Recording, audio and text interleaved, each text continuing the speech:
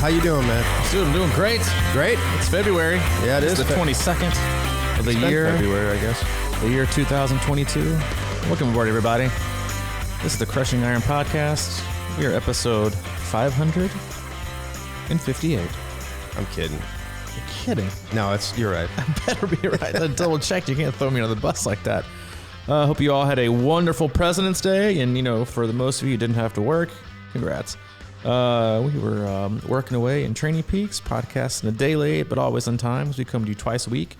If it's your first time tuning in, welcome. We appreciate you giving us your time. We know you have a lot of options in Triathlon podcast universe and just podcasts in general, that your time is valuable. So we appreciate you tuning in today. We cover it all. We do swim, bike, run specific podcast. We will do race previews. We'll do race recaps. We'll have on random guests every year and a half. But for the most part, Mike and I, as coaches, athletes, best friends, we sit back, relax, have an open, honest discussion about what we're going through, what our athletes are going through. We work with a wide range of athletes, from beginner level athletes looking at their first triathlon to elite level amateurs and everyone in between, here in the state of Tennessee, right in Chattanooga, but for the most part, all over the country, all over the world. We'll use the topics we go through with them, the feedback, communication, and just kind of the insight into their own lives that we're all very much the same. We're all going through similar things and might have specific parts of it that are different, but the general base level is still the same. So we'll use that to drive the discussion of the day. We'll also head into our Facebook group, Crushing Iron Group. If you want to be a part of that conversation, answer one simple question. We'll let you right in. A lot of awesome people in there, always willing to give you some good, experienced advice and send you off in the right direction with limited to no sarcasm. But that's it. We don't do sponsors. We don't do ads. We do have an agenda though, and that's to keep you happy and healthy in your endurance sports journey. Yeah. More and more people seem to tell me that they're glad we don't do ads. Yeah, they like that. Yeah. And I got to agree. I listen to a lot of podcasts. I know you don't, but none. Boy, do they can be they hammer it home, I hear. Woo, every time I turn it on, I'm like, really? This is what, I probably listen to maybe 10 a year, max. And every one I listen to, I get more concreted in our own position of, yeah, we're never doing that. Even though we get knocks at the door quite frequently to have people come in and even for a small listener base and audience and mediocre podcast, we have quite a few people asked, and it would be, I think, quite the coup to come in and be the first sponsor we ever had in our podcast after spending the last 5 years saying we're not going to have any. But yeah, I can't do it. It's a little much. And I think it degrades the authenticity of your podcast when you go back and forth, pushing and pressing 98 different products over the course of a 1 year span. It's a tough one to juggle because coming out of media, it's interesting to me because there's what has spawned is obviously podcasts are kind of a take on or an extension of old radio shows or whatever. And if you ever listen to radio these days, you just get blitzkrieged with that's all it is, ads nonstop. And then the same thing is going on with YouTube channels, whether it's independent journalist type of things or whatever. And I always find it interesting that they're breaking away from what was something that people didn't really like, but then they sort of become that same thing. Like the video stuff, I turn these things on now and everybody, like any of these independent newsy type people, which are all over YouTube or whatever, they kind of like recreate their set to look like a news set and they do the lower tickers and all this shit. And I'm like, what are you guys doing, man? Be rebel. Be rebel? Yeah, I mean, well... And then, of course, it comes out, I guess if you're going to do a podcast, everybody's like, how much money can I make from ads or whatever? And that's sort of the natural tendency. But yeah. I guess the point is that, our podcast is more about building relationships and getting information out. And then our business model becomes, a benefactor. Yeah, if you will. A very small benefactor. Very small community and authenticity. Before we hop into the topic of the day, 2 housekeeping issues. One, I have a huge crush on Jessica Diggins. If you watched any of the Winter Olympics, hopefully you watched cross-country skiing. Cross-country skiing and biathlon, really the 2 things I love watching. She is an American from Minnesota, and she rocked it. Got silver in the 30K. Most, I would imagine a lot of you probably know this, but many, if you hear of the 80-20, protocol or the 80-20 training, Matt Fitzgerald, made that real popular.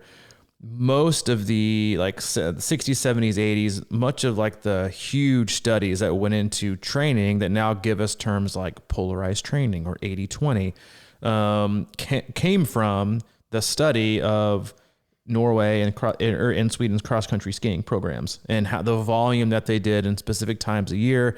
That's where people got and kind of figured out that, hey, it's kind of good for most people to do huge, gigantic volumes of easy training and then a little bit of threshold, here and there, and mix things up. That's where you got it from. So to watch people do and just absolutely bury themselves for a 30K. And I think she was especially fun to watch because she did like the two bookend spectrums. I think she got bronze in the individual sprint, and then you got silver in the 30K. Like that's like, it's like being an Olympian in the sprint distance triathlon, and then being an Olympian in the Ironman distance triathlon. It's like two total bookends. And just, I think she had food poisoning like 2 days before she went out, and just, she collapses across the line and like the flags draped over her, and she has to be picked up and carried. It was just really, really cool to watch. And I think I wouldn't say came out of nowhere. She's very accomplished, but just a great story. Very little about her other than she had cake the night before she won the individual sprint bronze, which you brought to my attention last week. That was her pre-race meal was a bowl of cake. A bowl of cake, which I always think is, as long as you're having cake and not salmon, you're good to go.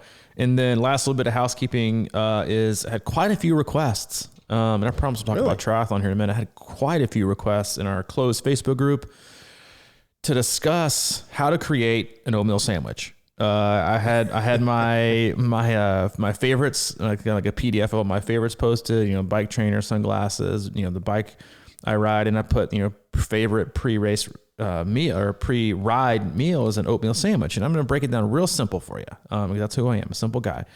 You're going to need 2 pieces of bread. Okay, you're going to need a gigantic tablespoon of peanut butter, and you're going to need a toaster, and you're also going to need a pack of maple, brown sugar, cinnamon, oatmeal, Quakers. What you're going to do is you're going to put the oatmeal in a bowl. Do not put the regular amount of water in it. You can't make a sandwich with runny oatmeal. It spews off the sides, right? You have to barely enough water in the bowl to cover the flakes. That's it. Don't overwater. An overwatered oatmeal sandwich is terrible. It's like having a sloppy Joe. Okay, you can't carry a sloppy Joe with you. You have to eat at a table. This is supposed to be on the go. So you put it in the microwave. I usually do about a minute 50, 2 minutes. Gets it nice and kind of mushy and sticky. Condenses together. I take my my big gigantic, not regulation size tablespoon of peanut butter. I take that spoon, I dip it into the oatmeal bowl. I stir it around so the peanut butter mixes within it, making it a little more sticky, but also tastes primarily like peanut butter. And then I got my 2 pieces of bread. You can choose to toast it or not toast it. Totally up to you. So sometimes I want to toast, sometimes I don't. I will then use that spoon and take the oatmeal and spread it along a piece of bread. Okay, all of it. And then I'll take the other, so totally you have all your oatmeal on 1 piece of toast or 1 piece of bread. And then you take the other one, you smack it on top. And there you have it. You have the oatmeal sandwich. And a little, high level thinking here is if you need it on the go, okay, and you don't need it immediately, you, after you're done creating it, you put it on, you make it on top of a paper towel. You fold the paper towel around, okay. The sandwich, you put it in a Ziploc bag and you seal it immediately. Okay. It's still hot. It's kind of still steamy. Then on your way to whatever ride you're doing or a run, you open up the Ziploc bag and the steam has made it taste even better. It's kind of soaked into the bread. And then you're able to enjoy a wonderful what a delicacy peanut butter. It's a delicacy. Oh, man. Yeah, it's the Ziploc bag paper towel thing is more like a Michelin star kind of thing for the oatmeal sandwich eaters. Yeah, but that is next level. So there you go. Had quite a few people, and if it's if you're in the UK over whatever, you can use porridge. Whatever you guys use, use oatmeal. Yeah, or grits. What that's free. That's a pre-ride. Pre-ride. Yeah, I mean, you talk about a lot of carbohydrates. When's the last time you made one of those? It's been a while. I think last year. I think last year was the last time I made an oatmeal sandwich. Shit. But they're favorite. We had people. Listen, don't hate it. I never knew about. Don't hate it. You've asked me before. Really? I've had a lot of people like, hey, you never told me. Like, yes, I have. I've told you. Just because people are in disbelief at the greatness of what it can do for you doesn't mean I haven't told you about it. So now guess what? Now you know about the oatmeal sandwich. All right. Speaking of bikes, that's kind of where I wanted to go today. Oh, really? Yeah. I don't know if you had a more in-depth topic, but I've had a lot of chatter from athletes now that we're getting into the season regarding bike fits and new bikes and getting dialed in for the year and all the different, because listen, like as complicated as triathlon is, I feel like bikes have become even more complicated. And they are not becoming more and more complicated. They require more parts, more devices, more this, more that, which is honestly, for most athletes, becoming a hindrance because many athletes go right into the bike market and buy a tri-bike, and they don't even really know how to change gears or terminology or what to look for when buying a bike, right? Things you need to consider. So I figured we could touch on a few of those things today, or we could dive into something more mental and emotional. The only thing I had I just had an interesting question that I wanted to run by you. And I don't mean like over a long period of time, like a race. Yeah. But just generally, how much faster do you think we can get? The human race, or you and I individually? Well, just like people that are doing triathlon in their 40s and 50s. Yeah. Because my theory is that I was talking to an athlete about running, mm-hmm. and we were talking about the half marathon that he's got coming up, and I was just talking about like how I think the speed that we have inside us as 40s and 50-year-old people, or 30, whatever, getting up there, and is more about letting go than it is about building raw ability to have speed. So my point is like, it's like when you're growing up, there's fast kids, right? They're just fast. They're always fast. Exactly. They're just fast. And I tried my ass off as a kid to get faster than them, and I couldn't. And then I started thinking about it in this terms, like later in life, how much faster are you going to get? So it's always about, I think what happens is, and we were kind of talking about this in the pool this morning, is sometimes your head gets in the way and you just can't let go, right? So sometimes speed over the course of a half Ironman or Ironman becomes the ability to be strong, and just the ability to kind of let it go, rather than try to run fast or try to get so much faster at the top end. Yeah, I mean, and we can turn that into a bike discussion as well. No, we can't. That's the $1 million question for a lot of people when it comes down to, because this is, we were kind of joking around with Chet, who was in here this morning, getting a swim analysis and talking about a person who like thinks their way to preventing them from being, faster in the water, which is something we worked on today. Everyone loves to forecast now. That's like a catchword now. Well, forecasting into 2023, I'm looking to accomplish. I'm like, why don't you just tell me what goals you have next year? That's the $1 million question is, how much faster can I get, right? How much, and how am I going to get there, right? And but so when I think about, when people phrase the word fast, I think we immediately think of what words like speed, right? Mm-hmm. Velocity.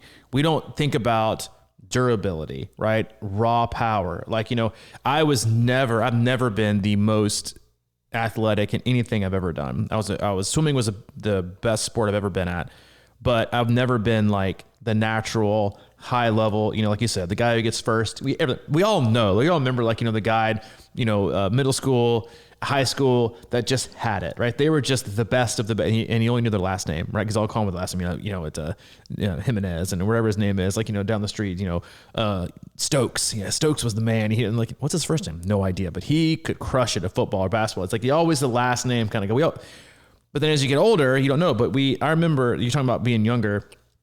I've never considered myself a very good runner.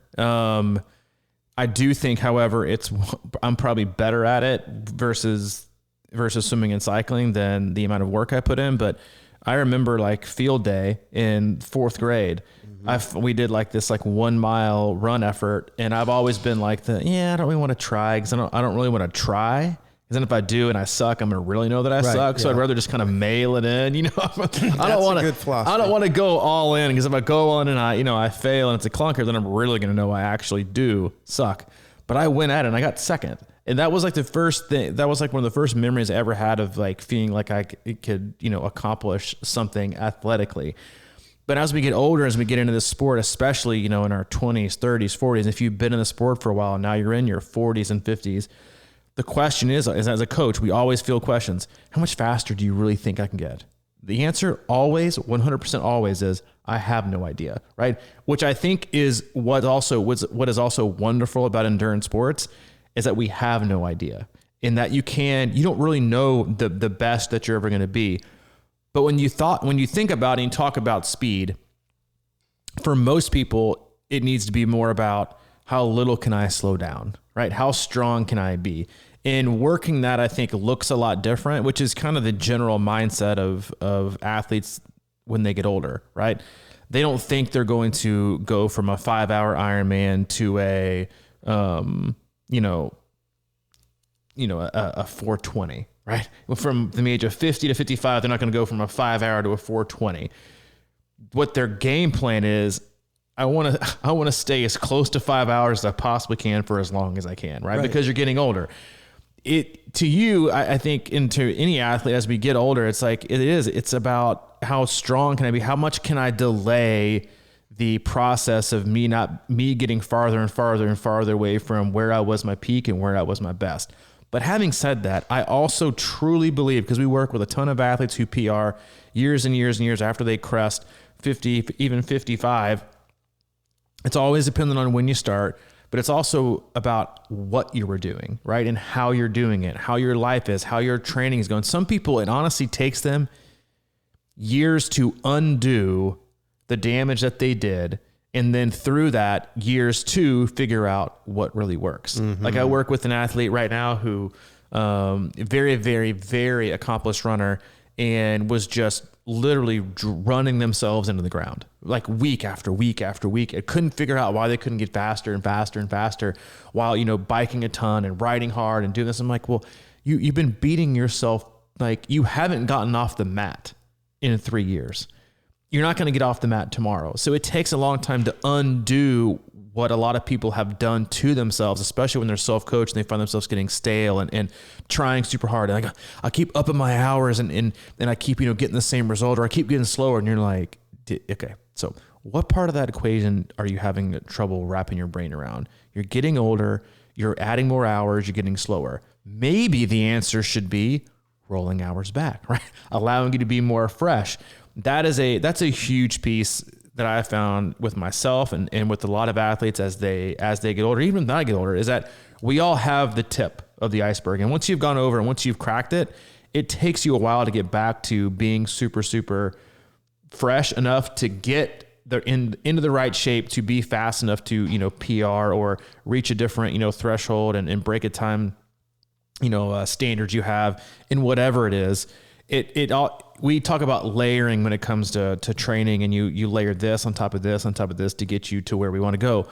But a lot of athletes, if you've been self-coached or you've just kind of driven yourself to the ground, especially if you're like one of those type A, you know, I'm going to do it hard. That's only know how to. It takes a long time to unlayer all the kind of the damage you've done to really free up the ability to find speed and to be fast. But I think obviously there is no concrete answer for each individual person, but I do think that is what makes endurance sports so wonderful, is that speed is so relative, being fast is so relative, and that most of us would be much better off reframing it as, I wonder how strong and durable I can be this year, because the person who's trying to crack 5 hours in like a 70.3 or crack the 11-hour mark in an Ironman, or, you know, go under 220 in an Olympic, it's never about speed. It's about your inability to hold form and hold your speed, right, at a certain level and a certain percentage before it breaks down, before it's not about how fast your miles go to how much you start to bleed time towards the end. Like that, I had this conversation. I'm going to shut up in a minute, I promise. I had this conversation this morning with Summer, who does our operations for C26. She was like, hey, what kind of shoe should I wear for Ironman Texas? I want to start, you know, racing in it or running in it more often. I'm thinking about doing this Hoka shoe, but it's a lot more beefier than this other shoe I run in. I'm afraid it's going to be too heavy. And I was like, everyone's legs are heavy at the last, like, at the last half marathon or the last 10 miles of an Ironman. Everyone's legs are heavy. What shoe cushioning does and the extra support it has is prevents your legs from crumbling so much in a way to where you're hurting yourself even more by running off kilter, running, over pronating. And you're going to hurt yourself even worse. That's the exact same thing that fitness does when you talk about being strong towards the end. Like the Joe Filio quote we've used a lot is like, speed is irrelevant if you can't hold it to the last 200 meters. It's irrelevant. So it's more, to me, it's more about being strong, and having a lot of stamina than it is being quote unquote fast. Yeah. And I guess that's what I mean. I'm not by any means saying that you can't get faster in races. Right. I love what you said about reframing how we think about speed, because to me, it really is that. I mean, you can talk about people in the pool, right? That want to get faster in the pool. And lately I've been really focused on going slow and sort of, like you said, unwinding habits or really building up a foundation for something that I can hold longer without being as depleted or beat up. And the same goes for everything. I mean, cycling and running as well, I feel like is that, I don't want to say that, when we started this whole process, I mean, I kind of grew up biking and mountain biking and things like that. But when we would go out to the trace, I don't feel like I ever got really like top end faster on my bike over the course of all our training and everything like that. But I just started to understand what pacing meant and what it meant to be able to hold, just feeling stronger and more in control of my rides and things like that. And those are the sort of things that I think, veterans know, people that are in the sport new don't quite get yet, because I think you have to go through it. There's a lot of things that just sort of click as you discover them through certain training or workouts or whatever. And there is so much to be said for the ability to be able to hold on, because like, I've been at races before when, I've come towards the end of 70.3 or something, and I'm maybe running like a 9-minute pace, and somebody's like, "You're flying, man." And I'm like, "I'm not flying." Mm-hmm. You know what I mean? But I felt strong or whatever. I felt like I can contain that. And then maybe even at the end, if you feel good, you can let it rip, and you're still not flying. I mean, you're flying flying to you and your training, but it's not like top end stuff. It's not like, I just think as a kid, you're on the playground and you're doing these, I'll race you, and it's like a 50-yard dash or something like that. And, that's how we judge speed. That's how we think about speed. And a lot of people that didn't like grow up in endurance sports don't quite grasp that a lot of times. Yep. If they're just sort of coming in, I used to be a college basketball player or whatever it might've been. And it's a different mindset. Gordo Byrne, who's I don't think a lot of athletes even know who he is, but he was the guy back in like the 90s and even like 2000 or early 2000s when I got into coaching, and he was Endurance Corner was his website, and he was kind of the leading guy when it comes to being like really transparent and in training and like what's good. Ironman, like a super accomplished professional, super accomplished coach, and he would always say that 90 or 95% of all age group Ironman athletes have zero business doing anything faster than tempo work, because they don't have the chassis, they don't have the durability to be strong enough to where it's even going to matter, right? Mm-hmm. It's like, so think about it this way. This goes for, cycling, as we're going to talk about today, swimming and running. But a lot of people like to talk about speed work because they talk about intervals or threshold work on the bike. They say track workout when they talk about running. Track workout, threshold work, on the bike, 25s, 50s all out for some people, or longer, tempo stuff in the pool. It's about putting gas in the tank, right? Most athletes would be better. And when you talk about putting gas in the tank, it's not that easy, right? It's not as simplistic as saying, all right, today we're going to do some threshold run intervals and we're going to put some icing on the cake. We also talk about icing on the cake, right? Sprinkles, if you will. Putting gas in the tank. The recovery and the effort from putting gas in the tank for most athletes isn't a 24-hour turnaround, right? It's a 2 to 3 to 4 day turnaround. But most athletes will basically take gas every day, dump it in their current engine, their current tank, and then wake up tomorrow and do it again. And wake up tomorrow, do it again. They They overfill a tank, right, with gas. Meanwhile, you kind of take 50 steps back and you realize that what you're putting gas in is a 1967 Chevy with no tires, no wheels, a broken engine in the middle of a junkyard. But you're putting gas in it, right? You're putting the icing on the cake.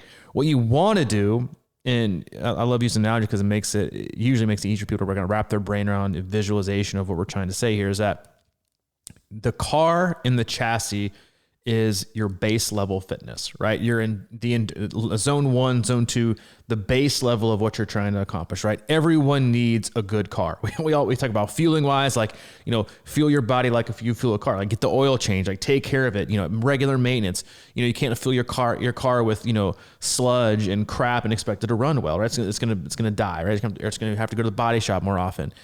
So your car is with its wheels and its tires, whatever, is your straight level 80%, zone 1, zone 2. It's your aerobic base, right? That's your car. Your aerobic base is your car.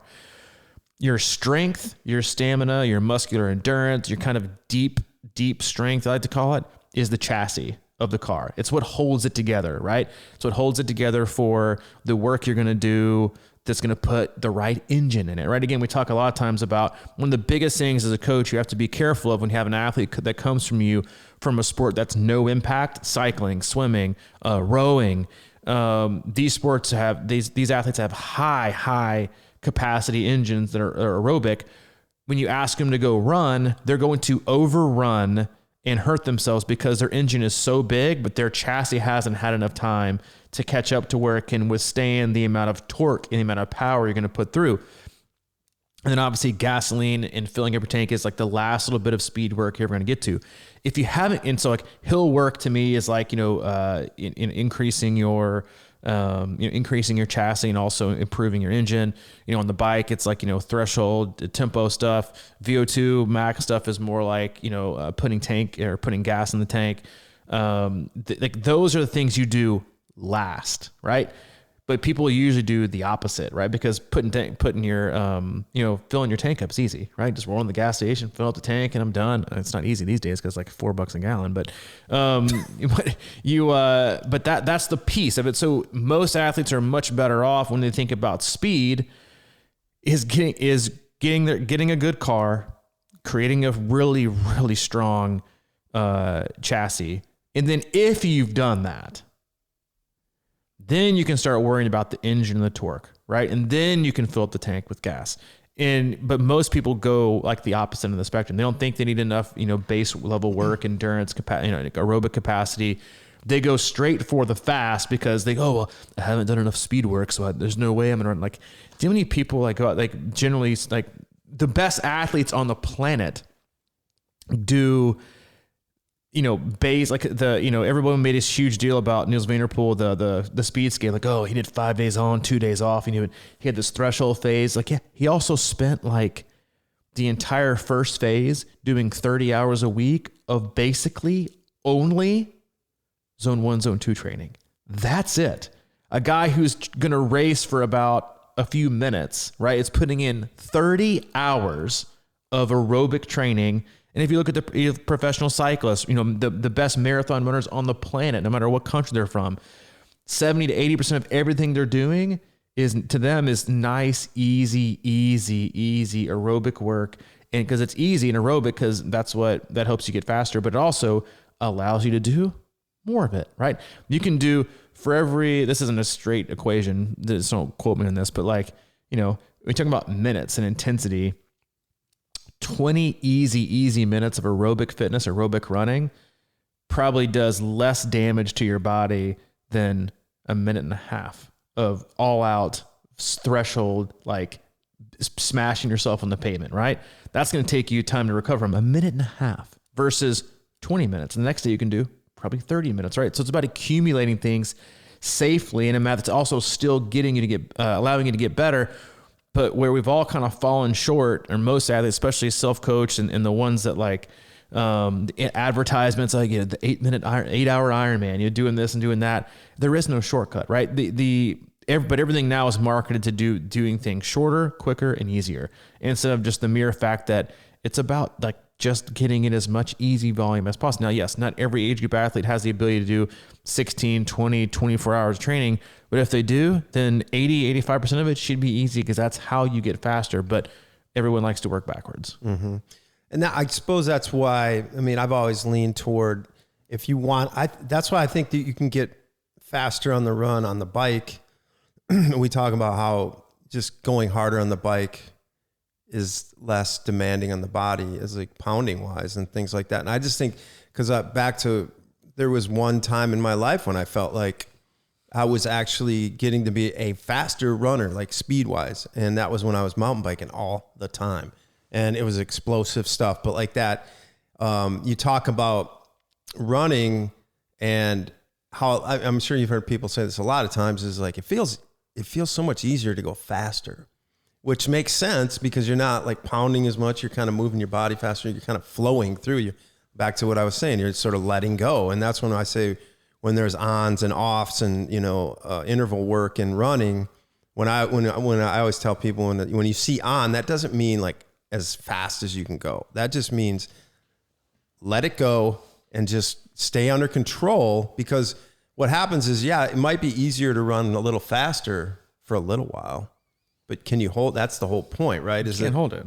Yeah. I mean, you can go faster, and does that really help you in the long run? I don't know. I mean, like when you're saying a minute and a half versus 20 minutes, and it's true. I mean, I'm so cognizant of this as I get older. I've been in this sport such a long time that it's important to me to not always feel like I'm beat up, and I don't know if that's like possible sometimes, but at least I want to err on the side of like, what am I doing that makes my body stronger, more resilient, more balanced, more overall honed to handle this sport, let alone just try to like wake up every morning and limp and ice down and to do all these things. It just feels like counterproductive.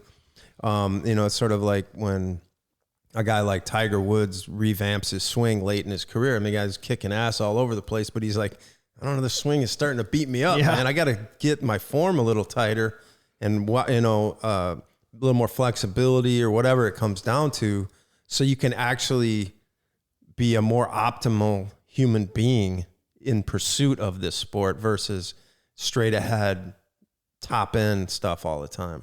And going back to the 20 minutes easy, minute and a half hard, and kind of what beats you up more, this will make it clear that also like the person that can handle 400 minutes, a week of easy running, that hour and a half or that minute and a half of threshold isn't going to do any damage, right? Because from a percentage standpoint, they've gotten their body so used to doing such a high percentage of volume that minute and a half to them is a second, right? It's 1.5 out of, a couple hundred minutes, right? That they go over the course of the week. And that's like when you see athletes that are doing their long run is literally 50% of their weekly volume. And you're like, and you wonder why you're not getting any faster, right? It needs to be like 35% max of their weekly volume, because you want to increase volume for almost all age group athletes via quantity, right? And then you sprinkle in quality, because your quality isn't going to be quality unless your body hasn't had enough quantity to absorb it. And that's just one of those things that's hard to wrap people's brains are. But if you want to be able to do, threshold work or, speed work, whatever you want to call it, swim, bike, and run, of any of the three, or in any sport, if you want to be able to do it and you want it to stick, and you also don't want to be just absolutely wrecked for 3 days, then create enough of a base, enough of a chassis to where it's not going to feel like that hard work. It's just going to be, again, icing on the cake or gas in the tank. But most people absolutely go about it a different way. They do, I do one tempo workout a week and one threshold workout a week and one long run. And I'm like, okay, well, your long run's probably still faster than zone 2. So you're basically doing all of your work on your, chassis and your tank. You have any, not even chassis, your engine and your gas tank. You're not doing anything with your chassis and with, the actual car you're going to go try and race with. And you wonder why you get hurt all the time, right? Like there's people are so obsessed with being the nail, right? Like I just hammer it and hammer it and hammer it, grit your teeth and I got to beat yesterday. I got to go faster. I'm like, that is not how you get better. It's just not. but that's become like the method in which all things are graded now is how, but did you die? But did you throw up? Did you hurt yourself? It's like, how extremely irresponsible can we, degrade our body? We even touched on this a little bit on, podcast about, how suffering and like, our endurance athletes kind of semi-obsession with suffering in a way. It doesn't mean suffering isn't being irresponsible, right? But guess what? That sounds really warped, but the better shape you're in, the more safely you can suffer, right? The more safely you can dig deep to go, and run longer and to bike harder. And you wake up the next day and be like, you know what? I feel better, not worse. And that's where you have like the weekend warrior syndrome, where it's just go big or go home, man. It's that good sore, hard, man. Right? It's a good sore. Like, how do you define the good that? Sore? Yeah. I've always been fascinated with that as I get older, because like when you're a kid and you play, sandlot football or play basketball all day long, and you kind of got that, man, I'm sore today. Or you're like, when you started getting into lifting weights when you're younger and stuff like that, you knew that it was like, man, this was working. I feel good. I'm a little tight here today, but it works. But as you get older, I feel like sometimes that no pain, no gain, I think, in your muscles, they're just more responsive or resilient or something when you're younger. And now it's like, I feel like our thing is, we're always stressing tendons and the tightness of our body, or the general weakness of bones as you get older, things like that. That like, I think we get caught in this sort of no man's land between what is a good sore and a bad sore. You know what I mean? Like, it's a lot of times it's, limping around. After I ran my first half marathon, limp for 2 weeks. I knew that's not a good sore. You know what I mean? I wasn't ready for it at all. I went way over my, it was just kind of like, I got to keep running. It was this addictive personality. It's like, if I don't do this now, I might never do it. So I'm not, regretting that or anything like that. But to me, those are not the good sores. And like, I think it all boils down to what you're saying is you have to sort of, unwind the stress and tension that we've created throughout our midlife, and then kind of get back to a point where we build up to a place where we can handle it, and then we don't overdo it. I mean, this isn't about not pushing yourself at all. You know what I mean? It's like, I think there's a time and place. And I always say, if you're out there on a run or a ride and you feel it, that's when push yourself a little bit, because I think your body's ready for it at that moment. But if you feel like shit, you didn't sleep, you're out late, you went to a wedding, drank all night, and then you got like a 6-hour ride the next day, and you just don't have it, that's not the time to really like put yourself deep into the trash compactor. One of the best indicators of rising or gaining and having increased fitness when you're in when you're looking at long course in any racing, any level of racing, any distance, any speed, you're better off, instead of looking at PR times and training.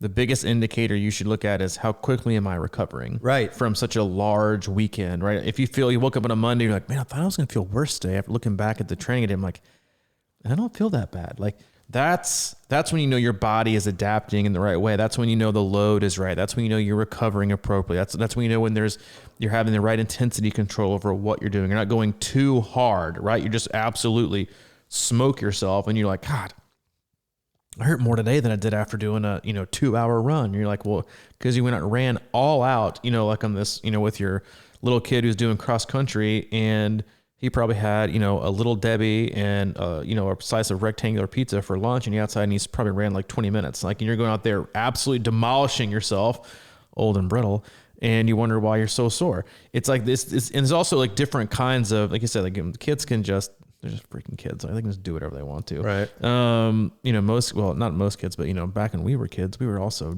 running around doing stuff, playing German Spotlight till 10 o'clock at night and pick up basketball for 4 hours after school, not sitting on our Xbox.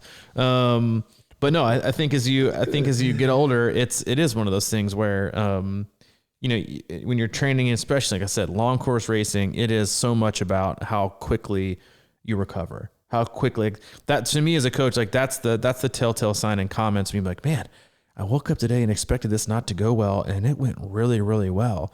and they're like considering the last 3 or 4 days, like that's a huge win. I'm like, that's when your body is becoming so resilient in the training that you're doing.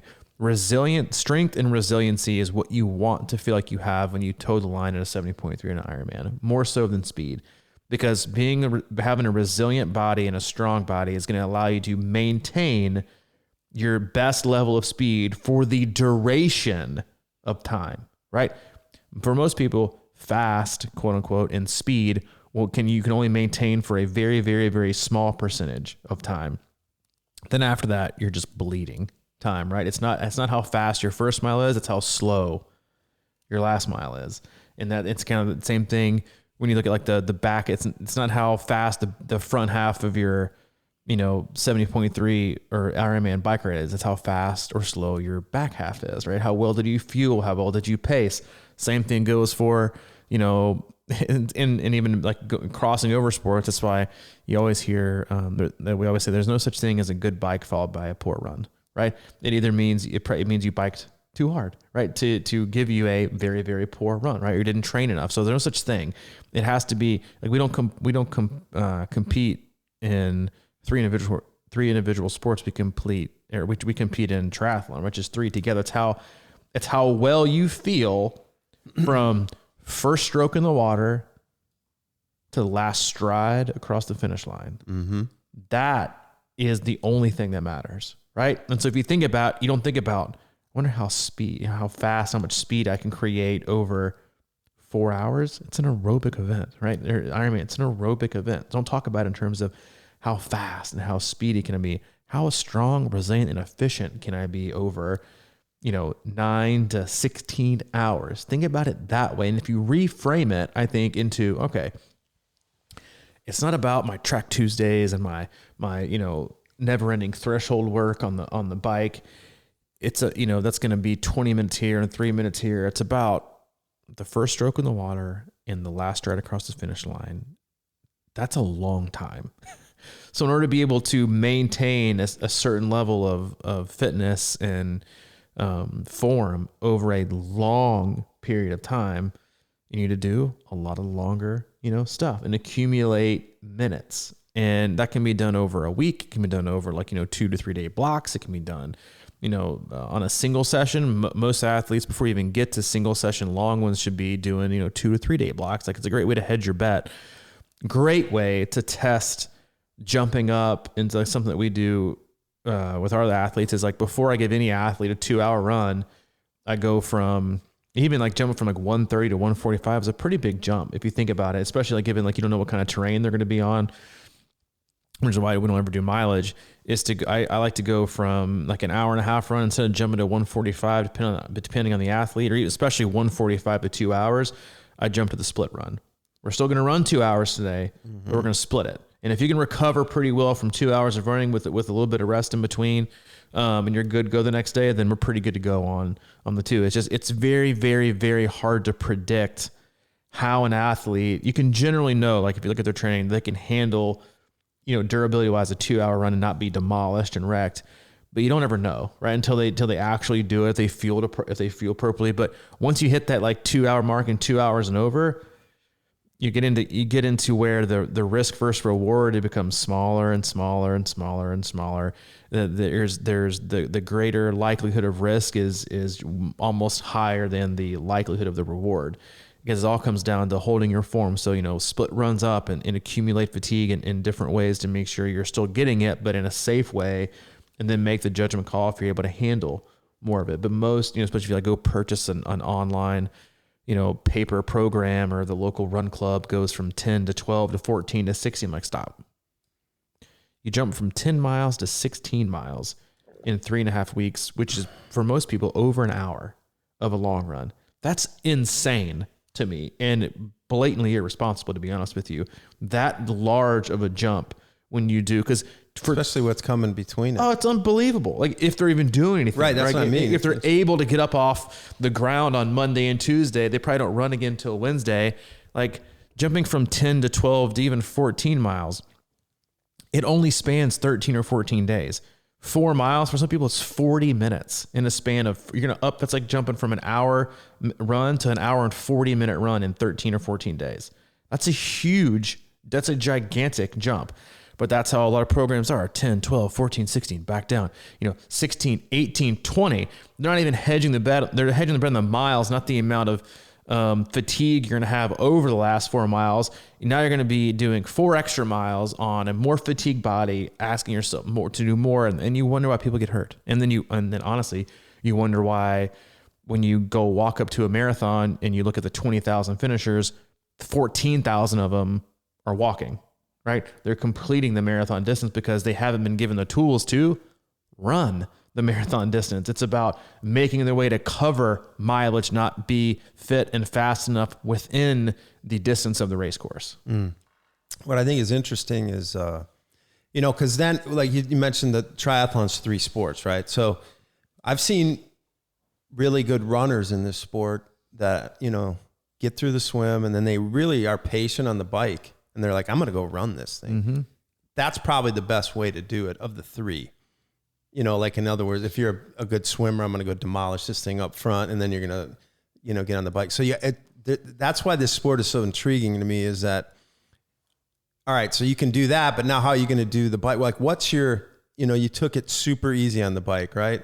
But obviously that's not the best way to race it. You want to be able to push it to just high enough where you can have a little bit better of a bike and then do that same run. So those are the elements within this sport that are so fascinating to me because it's like, think about running is for most people is very hard, but we've all, I think everyone probably listening has had those days when running just felt great. You can go out and cruise it and just keep going. And like I always said, I was like, I know I'm getting in good shape when I can go out and do like a hour 15 or hour and a half earlier in the day and then forget about it. Mm-hmm. Like I'm like, did I run? Oh yeah, I did. I legs feel fine. Like you're not, yeah, exactly. That's how. Those are the situations where that's all you need to know, really, in training is like if you feel good. So it's like, and then there's that fine line right there. It's just could I go a little bit? Right. Yeah. You start playing tricks on you. There's always this thing, right? It's like because it's almost like you want a slight remnant of that run rather than just being like, man, I don't even remember if I did run. Or, because you're just cleaning the house and shit. But that's a good way to live, though. If you feel good. That means you're fit. That means you're in shape, right? It means you didn't overreach. And we can wrap it up here. And you did a very successful job and get me not to talk about bikes today. That's hard to do. Saddles. I know. People need to hear that stuff, though. People need to be informed. Not make stupid $9,000 decisions because it looks cute. We'll get that next time. But yeah, sure we will. Kind of like we get to all your questions on the Facebook page, the Facebook group. But no, regardless of the distance, and they only say this about ITU racing or even some like draft heavy Ironman 70.3 races because of the drafting on the bike, and obviously in ITU it's draft legal. Is the way you'll hear the commentators sometimes refer to the race as shower, blow dry, 5K.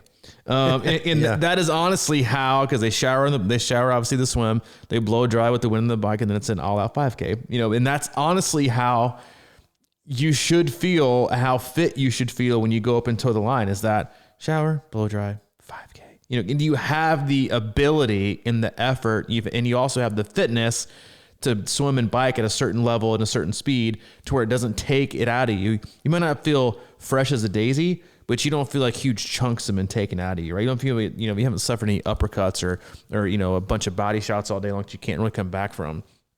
And then you get off the bike and you're ready to race a 5K or a 10K or a half marathon or a marathon. Like you're ready to do that. So think about that. And when you talk about the demands of training and what's required to feel that way, right? Not just to complete individual segments, but to complete a race. First stroke, last stride, everything in between. It is not as simple as training as individually for the swim, training individually for the bike, and training individually for around. It's not. Those are 3 different sports. This is triathlon. You signed up to do a triathlon. Train for the demands of of racing a triathlon and doing it successfully. So I think hopefully if you can kind of reframe the mindset around what's required to be able to do that and do it well and efficiently, then your training should be headed in the right direction. Kind of like we headed in a much different direction than I anticipated today. Yeah, but we'll talk about stack, reach, pedals, cassettes, top tubes, maybe even smart trainers for all you guys. Hey, well, maybe I should do a video dessert. with you on that and let you talk about it. Pass. Hate being on video. Listen, if we're doing a video, I will do a 2.5 minute video on how to make the perfect oatmeal sandwich. Okay, we'll do that too. Hey, I know Friday I went to watch this basketball showcase thing here in town. Shout out to Sunrise Christian, hell of a basketball team. They're over there in Wichita, Kansas. But it was one of those 4-team events for the weekend. Macaulay High School hosted it. Nice little school you got over there, by the way. And boy, I have never seen a high school basketball team play that kind of defense. It was 8-3. They were losing against Macaulay, and I think in the first 2 minutes, and I think like midway through the third quarter, Macaulay had 10 points. They scored like 2 points in a quarter, a little more over a quarter and a half or something like that. But I was so impressed by like the intensity of this game, and it was just interesting to me because it kind of translates in a way, because they were just like reacting and flowing, man. It was just like trap. I mean, there was no overthinking it, and it kind of comes back to the beginning of this conversation. But get out of your head and just let things flow. And they're well coached. Oh, it was just something else to watch. And Macaulay's not a bad team, but they just got destroyed. Yeah, well, we all get destroyed sometimes. They covered the spread though. What was the spread? 30? Yeah, it was 30. And when I left, they were down 40. Oh, in the end of the third quarter. I think it must have been just like sort of a pull off the dogs kind of thing. Did they call a timeout in the last 10 I left seconds? in the fourth quarter, but my buddy David, he sent me a text, said you covered. I was like, yeah. You covered. Because I was betting on Macaulay plus 30. Good old T to Bless Blay high school handshake bet, nothing, bet. no money involved. No money involved, just a dinner and state of confusion. Hit our website, c26triathlon.com. It's our one-stop shop for all things coaching, camps, and community. If you're looking for a coach this upcoming season, check on that coaching tab and peruse our coaches. If you need anything from Mike specifically, you can always reach out to him. He's at he's at crushingiron@gmail.com. If you need anything from me, I'm available at c26coach@gmail.com. All right, buddy. All right, see you.